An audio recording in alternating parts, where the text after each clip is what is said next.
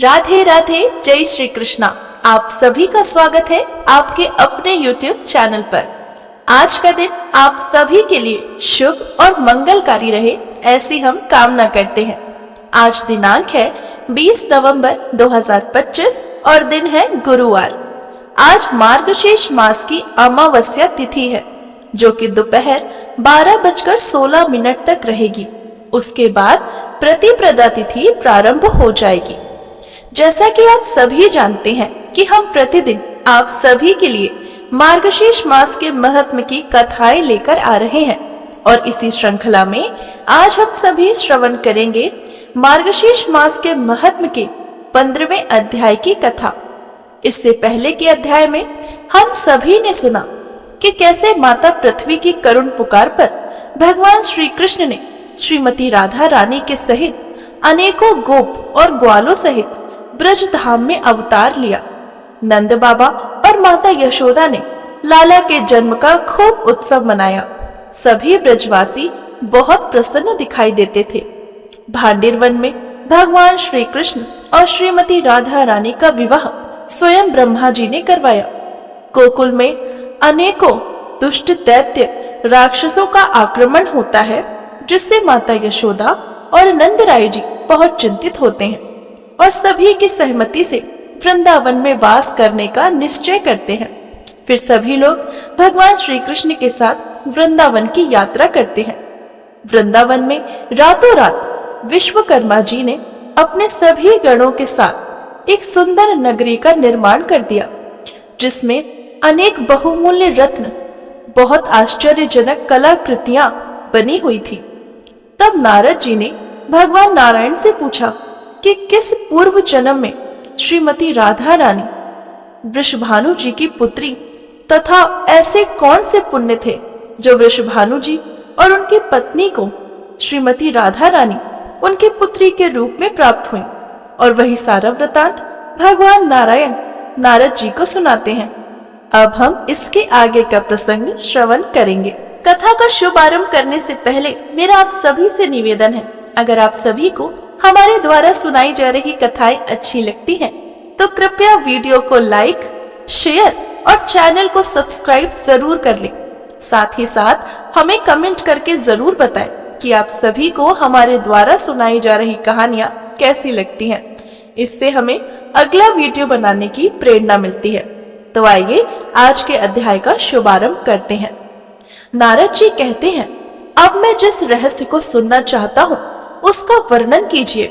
मुने, वृंदावन में प्रातःकाल उस अद्भुत नगर को देखकर गोपों ने क्या कहा?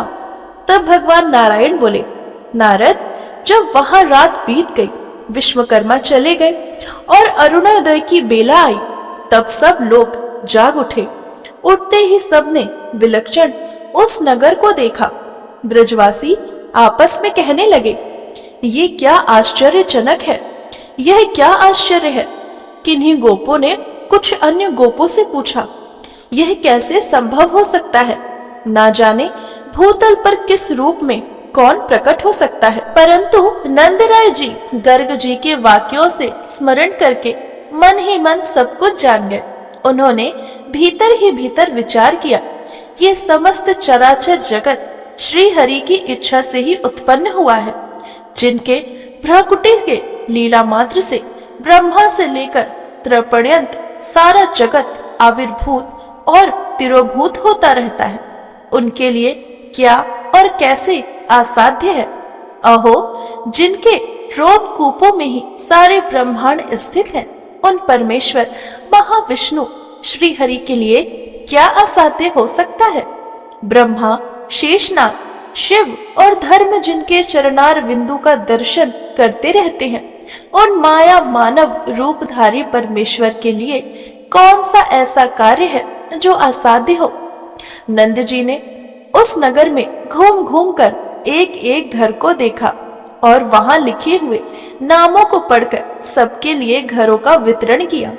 नंद और वृषभानु ने शुभ मुहूर्त देकर प्रवेश कालिक मंगलाकृत का संपादन करके अपने सेवक गणों के साथ अपने अपने आश्रमों में प्रवेश किया।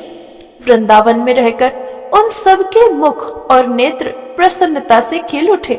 उन सब गोपों ने बड़े आनंद के साथ अपने अपने उत्तम आश्रमों में पदार्पण किया। अपने अपने मनोहर स्थान पर सब गोपों ने बड़ा आनंद मिला। वहां के बालक और बालिकाएं हर्षपूर्वक खेलने कूदने लगे। श्री कृष्ण और बलदेव भी कौतूहलवश गोप शिशुओं के साथ वहां प्रत्येक मनोहर स्थान पर बालोचित क्रीड़ा करने लगे। नारद, इस प्रकार मैंने नगर निर्माण का सारा वृतांत कह सुनाया है। वन में गोप बालाओं के लिए जो रास मंडल बना था उसकी भी बात बताई। तब नारद जी बोले, मुनि श्रेष्ठ, ज्ञान सिद्धों, मैं आपका शरणागत शिष्य हूँ। आप मुझे श्री कृष्ण लीलामृत का पान कराइए। तब भगवान श्री नारायण ने कहा, एक दिन बलराम सहित श्री कृष्ण ग्वालों के साथ ले श्री मधुवन में गए, जहाँ यमुना जी के किनारे कमल खिले हुए थे। उस समय सभी बालक सहस्त्रों गौओं के साथ वहां विचरने और खेलने लगे। खेलते खेलते वे सभी थक गए और उन्हें भूख प्यास सताने लगी। तब सभी गोप शिशु बड़ी प्रसन्नता के साथ श्री कृष्ण के पास आए और बोले, कन्हैया, हमें बड़ी भूख लगी है, हम सेवकों को आज्ञा दो, क्या करें? तब ग्वाल वालों की बातों को सुनकर प्रसन्न मुख और नेत्रों वाले दयानिधान श्री हरि ने उनसे यह हितकर तथा सच्ची बात कही। श्री कृष्ण बोले, बालकों, जहाँ ब्राह्मणों का सुखदायक यज्ञ स्थान है वहां पर जाओ। जाकर उन यज्ञ तत्पर ब्राह्मणों से शीघ्र ही भोजन के लिए अन्न मांगो। वे सभी आंगिरस गोत्र वाले ब्राह्मण हैं और श्रीवन के निकट अपने आश्रमों में यज्ञ करते हैं। उन्होंने श्रुतियों और स्मृतियों का विशेष ज्ञान प्राप्त किया है। वे सभी नृपसह वैष्णव हैं और मोक्ष की कामना से मेरे ही यजन कर रहे हैं, परंतु माया से आच्छादित होने के कारण उन्हें इस बात का पता नहीं है कि योग माया से मनुष्य रूप धारण करके प्रकट हुआ मैं ही उनका आराध्य देव हूँ। केवल यज्ञ की ओर ही उन्मुख रहने वाले वे ब्राह्मण यदि तुम्हें अन्न न दे तो शीघ्र ही जाकर उनके पत्नियों से मांगना, क्योंकि वे बालकों के प्रति दया से भरी हुई है। श्री कृष्ण की बातों को सुनकर वे श्रेष्ठ गोपवाल ब्राह्मणों के सामने जाकर मस्तक झुकाकर खड़े हो गए और बोले, विप्रवरों, हमें शीघ्र ही भोजन दीजिए। परंतु उनमें से कुछ द्विजों ने उनकी बात सुनी और कुछ ने नहीं। कुछ लोग सुनकर भी ज्यों के त्यों खड़े रहे। तब वे पाकशाला में गए जहां ब्राह्मणियां भोजन बना रही थी। उन बालकों ने ब्राह्मण पत्नियों को सिर झुकाकर प्रणाम किया। प्रणाम करके वे सब बालक उन पतिव्रता ब्राह्मणियों से बोले, माताओं, हम सब बालक भूख से पीड़ित हैं, आप हमें भोजन दीजिए। उन बालकों की बातों को सुनकर, उनकी मनोहर आकृतियों को देखकर उन सती साध्वी ब्राह्मणियों ने मुस्कुराते हुए मुखार विंद से आदर पूर्वक पूछा। ब्राह्मण पत्नियों ने कहा, समझदार बालकों, तुम लोग कौन हो? किसने तुम्हें यहाँ पर भेजा है और तुम्हारे नाम क्या है? हम तुम्हें व्यंजन सहित नाना प्रकार की श्रेष्ठ भोजन प्रदान करेंगे। ब्राह्मणियों की बातों को सुनकर वे सभी स्त्रीगण एवं हष्ट पुष्ट गोपपाल प्रसन्नता पूर्वक हंसते हुए बोले। बालकों ने कहा, माता, हमें बलराम और श्री कृष्ण ने भेजा है। हम लोग भूख से बहुत पीड़ित हैं, हमें भोजन दो, हम शीघ्र ही उनके पास लौट जाएंगे। यहाँ से थोड़ी दूर पर वन के भीतर भांडेर वट के निकट मधुवन में बलराम और केशव बैठे हैं। वे दोनों भाई भी थके मादे हैं और भूखे हैं तथा भोजन मांग रहे हैं। माताओं को आपको अन्न देना है या नहीं देना है, ये हमें शीघ्र ही इस बात को बता दीजिए। तब गोपों की बातों को सुनकर ब्राह्मणियां हर्ष से खिल उठी। उनके नेत्रों में आनंद के अश्रु छलक आए, सारे अंग पुलकित हो गए। उनके मन में बड़ी इच्छा थी कि हमें श्री कृष्ण के दर्शन हो। उन्होंने सोने चांदी और फूल की थालियों में प्रसन्नता पूर्वक भांति भांति के व्यंजनों से युक्त अत्यंत मनोहर अग्नि के चावल, भात, खीर, स्वादिष्ट पीठा, दही, दूध, घी और मधु रखकर श्री कृष्ण के निकट प्रस्थान किया। वे मन ही मन नाना प्रकार के मनोरथ लेकर जाने को उत्सुक हुई। ब्राह्मण पत्नियां धन्य और पतिव्रता परायण थी, इसीलिए उनके मन में श्री कृष्ण के दर्शन की उत्कंठा जाग उठी। उन्होंने वहां पहुंचकर बालकों सहित श्री कृष्ण और बलराम के दर्शन किए। श्री कृष्ण वट के मूल भाग के निकट बालकों के बीच में बैठे थे, अतः तारों के बीच विराजमान चंद्रमा के समान शोभा पा रहे थे। श्याम अंग, किशोर अवस्था और शरीर पर रेशमी पीतांबर से वे बड़े ही सुंदर लग रहे थे। मुख पर मंद मुस्कान खेल रही थी। शांत स्वरूप राधा कांत बड़े मनोहर प्रतीत होते थे। उनका मुख शरद काल की पूर्णिमा के चंद्रमा को लज्जित कर रहा था। वे रत्नमय अलंकारों से विभूषित थे तथा रत्न निर्मित 2 कुंडलों से उनके गंड स्थल की शोभा हो रही थी। हाथों में रत्नमय केयूर और कंगन तथा पैरों में रत्न निर्मित नूपुर उनके आभूषण थे। उन्होंने गले में आजानुलंबी शुभ्र रत्नमाल धारण कर रखी थी। मालती के माला से उनके कंठ और वक्ष स्थल दोनों सुशोभित थे। चंदन, अगरू, कस्तूरी और कुमकुम से उनके श्रीअंग चर्चित थे। नखों और कपोलों का सौंदर्य देखते ही योग्य था। सुंदर लाल रंगों के होठ पके बिंब फलों को लज्जित कर रहे थे। वे परिपक्व अनार के दानों की भांति सुंदर दंत पंक्ति धारण किए थे। सिर पर मोर पंख का मुकुट शोभा दे रहा था। कानों के मूल भाग में 2 कदम्ब के फूल उनकी शोभा बढ़ा रहे थे। वे परमात्मा योगियों को भी ध्यान में नहीं आने वाले हैं, तथापि भक्तों पर अनुग्रह करने के लिए व्याकुल रहते हैं। ब्रह्मा, शिव, धर्म, शेषनाग तथा बड़े बड़े मुनीश्वर उनकी स्तुति करते हैं। ऐसे परमेश्वर के दर्शन करके ब्राह्मण पत्नियां भक्ति भाव से उन्हें प्रणाम करती हैं और अपने ज्ञान के अनुरूप उन मधुसूदन की स्तुति करती हैं। विप्र पत्नियां बोली, हे भगवान, आप स्वयं ही परब्रह्म, परधाम, निरेह, अहंकार रहित, निर्गुण निराकार तथा सगुण साकार हैं। आप ही सबके साक्षी, निर्लेप एवं आकार रहित परमात्मा हैं। आप ही प्रकृति पुरुष तथा उन दोनों के परम कारण हैं।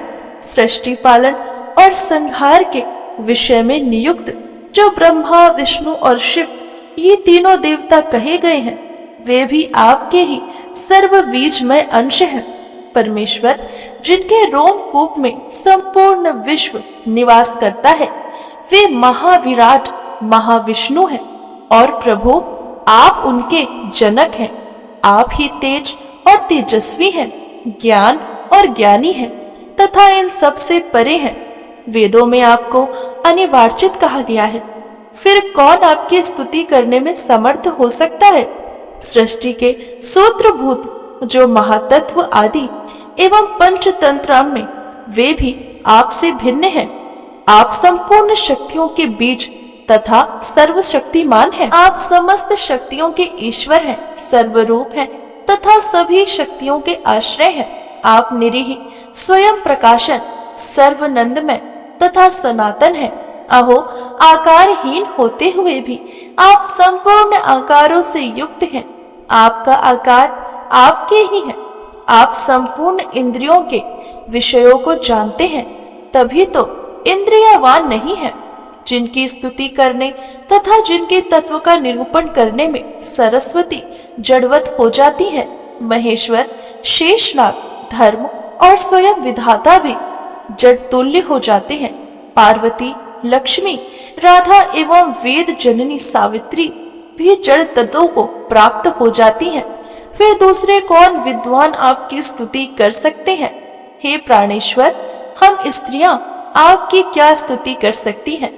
देव, हम पर प्रसन्न होइए। 3 बंधु कृपा करिए। यूं कहकर सभी ब्राह्मण पत्नियां उनके चरणार बिंदु में पड़ गई। तब श्री कृष्ण ने प्रसन्न मुख एवं नेत्रों से उन सबको अभय दान दिया। जो पूजन काल में विप्र पत्नियां द्वारा किए गए इस स्तोत्र का पाठ करता है, वे ब्राह्मण पत्नियों को मिली हुई गतियों को प्राप्त कर लेता है, इसमें कोई संशय नहीं है। भगवान श्री नारायण कहते हैं, नारद, उन ब्राह्मण पत्नियों को अपने चरणार बिंदु में पड़ी हुई देखकर श्री मधुसूदन ने कहा, देवियों, वर मांगो, तुम्हारा कल्याण होगा। श्री कृष्ण की यह बातों को सुनकर विप्र पत्नियों को बड़ी प्रसन्नता हुई। श्रद्धा से उनका मस्तक झुक गया और बड़ी भक्ति भाव से इस प्रकार बोली। सभी ब्राह्मण पत्नियों ने कहा, हे श्री कृष्ण, हम आपसे वर नहीं लेंगे। हमारी अभिलाषा ये है कि आपके चरणार बिंदु की सेवा प्राप्त हो, अतः आप हमें अपना दास्य भाव तथा परम दुर्लभ श्रद्धण भक्ति प्रदान करें। हे केशव, हम प्रतिक्षण आपके मुखार बिंदु को देखती हैं, यही कृपा कीजिए। हे प्रभु, अब हम पुनः घर को जाएंगी। द्विज पत्नियों की यह बात को सुनकर करुणा निधान त्रिलोकीनाथ श्री कृष्ण ने बहुत अच्छा कहकर उनकी प्रार्थना को स्वीकार कर लिया। फिर वे बालकों की मंडली में बैठ गए। तदनंतर ब्राह्मण पत्नियों ने उन्हें सुधा के समान मधुर अन्न प्रदान किया। भगवान ने उस अन्न को लेकर गोप बालकों को भोजन कराया और स्वयं भी भोजन किया। इस समय विप्र पत्नियों ने देखा कि आकाश से एक सोने का बना हुआ श्रेष्ठ विमान उतर रहा है। उसमें रत्नमय दर्पण लगे हैं। उसके सभी उपकरण रत्नों के सार तत्व से बने हुए हैं। वह रत्नों के खंभों से आबाद है तथा उत्तम रत्नमय कलशों से वह सभी उज्जवल जान पड़ते हैं। उसमें श्वेत चवर लगे हुए हैं। अग्नि शुद्ध दिव्य वस्त्र उसकी शोभा बढ़ा रहे हैं। उस विमान को पारिजात के फूलों की मालाओं से जाला के सजाया गया है। उसमें 100 पहिए हैं। मन के समान वेग से चलने वाला वे विमान बड़ा ही मनोहर प्रतीत होता है। वह माला से विभूषित दिव्य पार्षद उसे सभी ओर से घेरे खड़े हैं। उन पार्षदों ने पीतांबर पहन रखा है। वे रत्नमय अलंकारों से अलंकृत, नूतन यौवन से संपन्न, श्याम कांति वाले, परम मनोहर, 2 भुजाओं से युक्त तथा गोपेश्वर धारी थे। उनके हाथों में मुरली थी। उन्होंने मोर पंख और गुंजा की माला आबुद्ध टेर मुकुट धारण कर रखा था। वे रथ से तुरंत ही उतरकर श्री हरि के चरणों में प्रणाम करके ब्राह्मण पत्नियों से बोले, आप लोग इस विमान पर चढ़ जाइए। ब्राह्मण पत्नियां श्री हरि को नमस्कार करके मनोवांछित गोलोक में जा पहुंची। वे मानव देह का त्याग करके तत्काल ही दिव्य गोपी हो गई। तत्पश्चात श्री हरि ने वैष्णवी माया के द्वारा उनकी छाया का निर्माण करके स्वयं ही उन्हें ब्राह्मणों के घरों में भेज दिया। ब्राह्मण लोग अपनी पत्नियों के लिए मन ही मन बहुत उद्ग्रीव थे और सभी उनकी ओर से सबको खोज रहे थे। इसी समय रास्ते में उन्हें अपनी पत्नियां दिखाई दी। उन्हें देखकर सभी ब्राह्मणों के मुख और नेत्र प्रसन्नता से खिल उठे। संपूर्ण अंग पुलकित हो गए और विनय पूर्वक उनसे बोले। ब्राह्मणों ने कहा, अहो, तुम सब लोग परम धन्य हो, क्योंकि तुमने साक्षात परमेश्वर के दर्शन किए हैं। हमारा जीवन व्यर्थ है। हम लोगों का वेद पाठ भी निरर्थक है। वेद और पुण्यों में सर्वत्र विद्वानों द्वारा श्री हरि ही समस्त विभूतियों का वर्णन किया गया है। सबके जनक श्री हरि ही है। जप, तप, व्रत, ज्ञान, वेद, ध्यान, पूजन, तीर्थ स्थान और उपवास सबके फलदाता श्री हरि ही है। जिसने श्री हरि की सेवा कर ली, उसे तपस्याओं के फलों से क्या ही प्रयोजन है।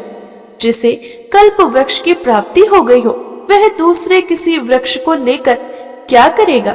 जिसके हृदय में श्री कृष्ण विराजमान है, उसे यज्ञ आदि कर्म करने में अनुष्ठान की क्या आवश्यकता है। जिसके समुद्र को पी लिया हो, उसके लिए कुएं लांघने में क्या पुरुषार्थ है। ऐसा कहकर ब्राह्मण लोग उन श्रेष्ठ कामिनियों को साथ लेकर हर्षपूर्वक अपने घरों को लौटे और उनके साथ आनंद पूर्वक रहने लगे। उन सबका क्रीड़ाओं में तथा अन्य सभी कर्मों में पहले वाली स्त्रियों की अपेक्षा अधिक प्रेम तथा उदार भाव प्रकट होता था, परंतु माया शक्ति के प्रभाव से उन्होंने कारण ब्राह्मण लोग उनका अनुमान नहीं लगा पाते थे। उधर सनातन पूर्व ब्रह्म नारायण स्वरूप श्री कृष्ण बलराम तथा ग्वालों के साथ शीघ्र ही अपने घरों को चले गए। इसी प्रकार मैंने श्री हरि का संपूर्ण उत्तम महात्म कह सुनाया। इसे मैंने पूर्व काल में अपने पिता धर्म के मुख से सुना था। नारद, अब तुम और क्या सुनना चाहते हो?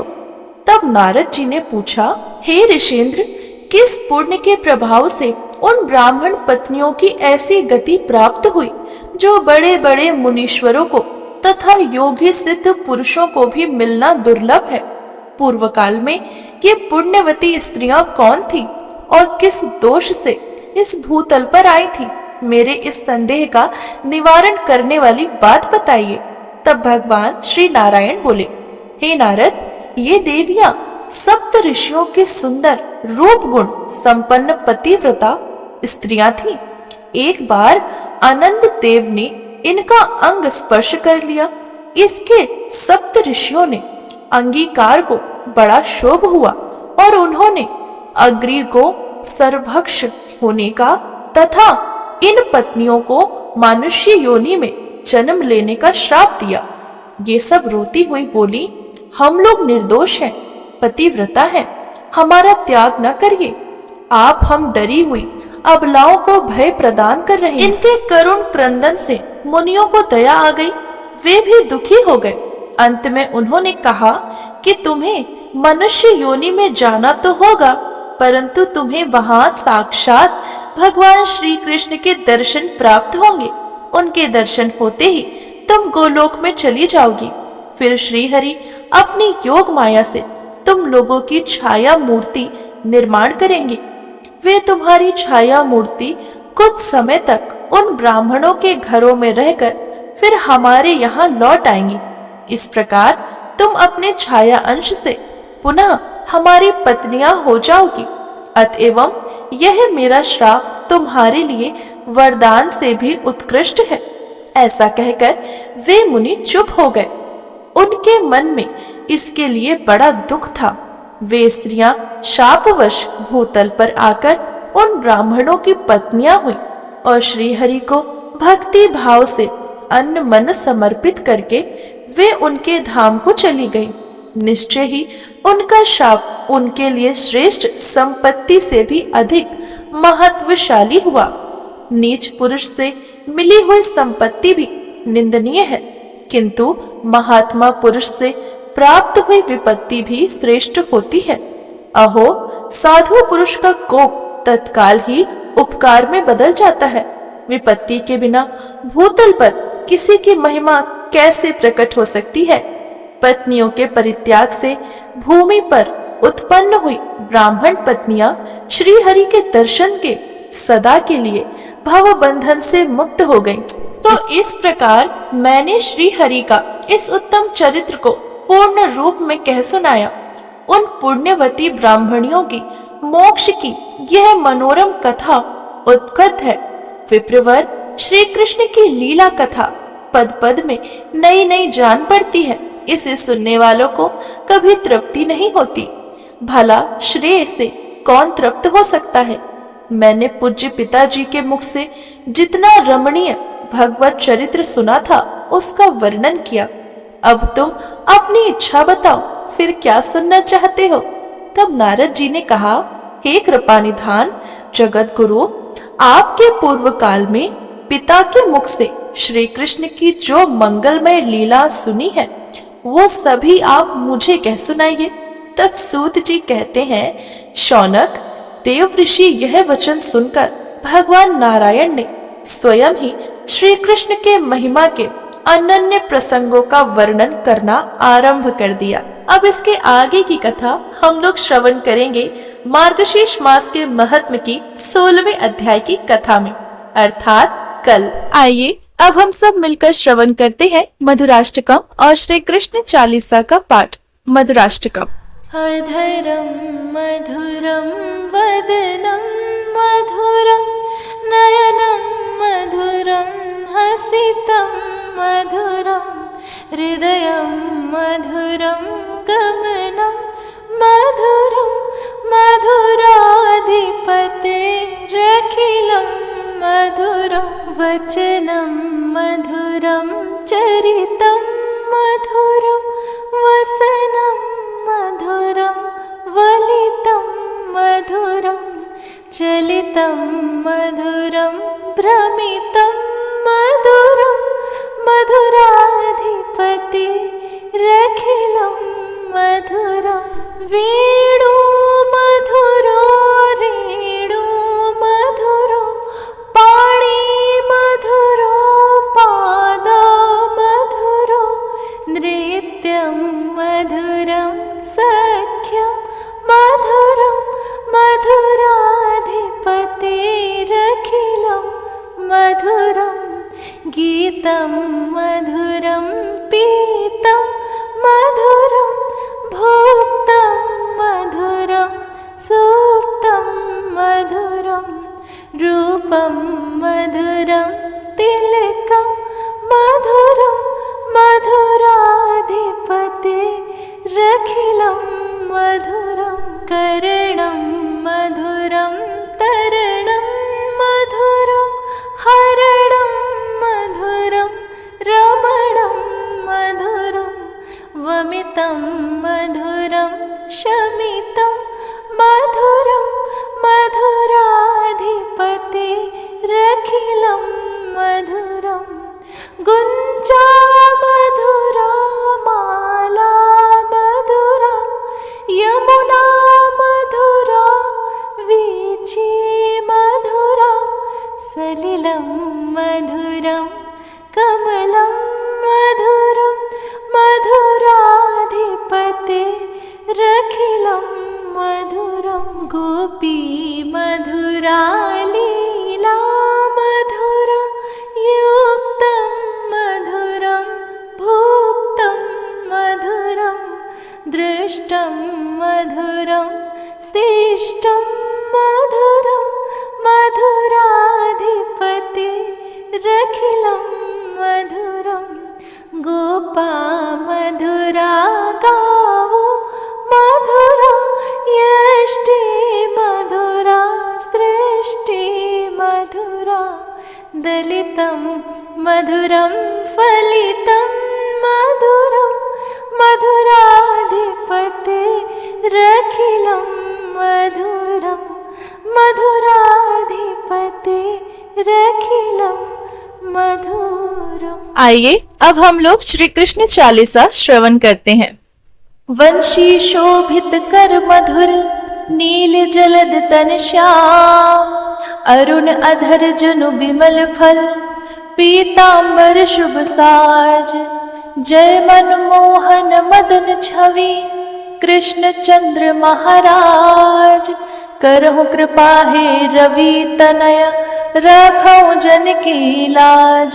जय यदुनंदन जय जगवंदन जय वसुदेव देव की नंदन जय यशोदासुत नंद दुलारे जय प्रभु भक्तन के दृग तारे जय नट नागर नाग नथैया कृष्ण कन्हैया धेनु चुरैया पुण्य नख पर प्रभु गिरवर धारो आओ दीनन कष्ट निवारो वंशी मधुर अधर धर तेरे होवे पूर्ण मनोरथ मेरे आओ पुनि हरि माखन चाखो आओ लाज भारत की राखो बोल कपोल चुबक अरुणाए मृदु मुस्कान मोहिनी डारे रंजित राजीव नयन विशाला मोर मुकुट वैजंती माला कुंडल श्रवण पीत पट आछे काटी किंकड़ी काछन काछे नील जलज सुंदर तनु सोहे, छविल किशोर नर मुनि मन मोहे।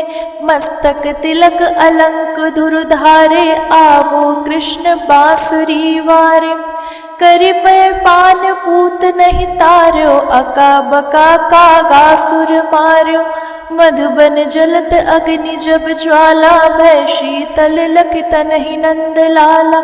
सुरपति जब ब्रज चढ़ायो रिसाई, मसुर थाल वारे विष आई। लगत लगत ब्रज चहन बहायो, गोवर्धन नख धारी बचायो। लख जमुना मन भ्रमाधिकाई, मुख मह 14 भुवन दिखाई। दुष्ट कंस अति उधम मचायो, कोटि कमल जब फूल मंगायो। नाथी काली है जब तुन लीनो, चरण चिन्ह दय निर्भय कीन्हो। करि गोपिन संग रास बिलासा, सबकी पूरन करि अभिलाषा। केतिक महा असुर संहार्यो, कंसहि केस पकड़हि दई मार्यो। मातु पिता की बंदी छुड़ाई, उग्रसेन कह राज दिलाई।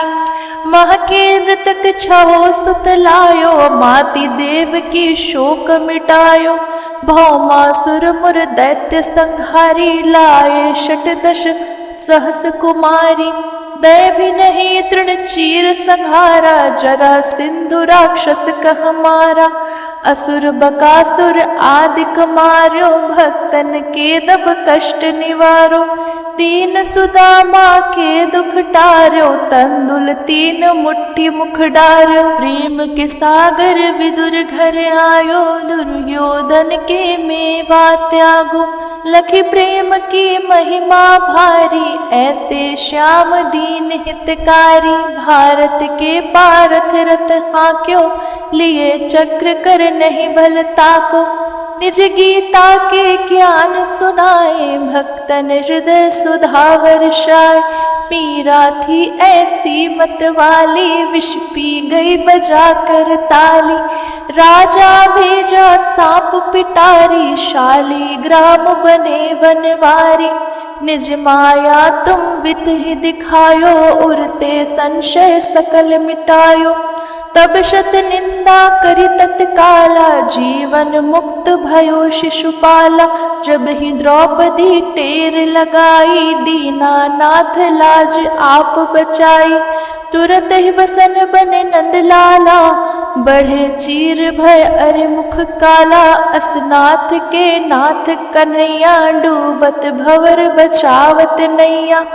सुंदर दास आसुर धारी, दया दृष्टि की जय बनवारी। नाथ सकल मम कुमति निवारो, क्षमहु वेगी अपराध हमारो। खोलो पट अब दर्शन दीजय, बोलो कृष्ण कन्हैया की जय। बोलो कृष्ण कन्हैया की जय, बोलो कृष्ण कन्हैया की जय। यह 40 कृष्ण का पाठ करे उरधारी, अष्ट सिद्धि नवनिधि फल लहे पदारथ चारी। तो ये थी आज के अध्याय की कथा, साथ साथ मधुराष्टकम और श्री कृष्ण चालीसा का पाठ। हमारे साथ जुड़े रहने के लिए बहुत बहुत धन्यवाद। आप सभी का दिन मंगलमय हो, ऐसी हम कामना करते हैं। हरे कृष्णा, जय श्रीमन नारायण।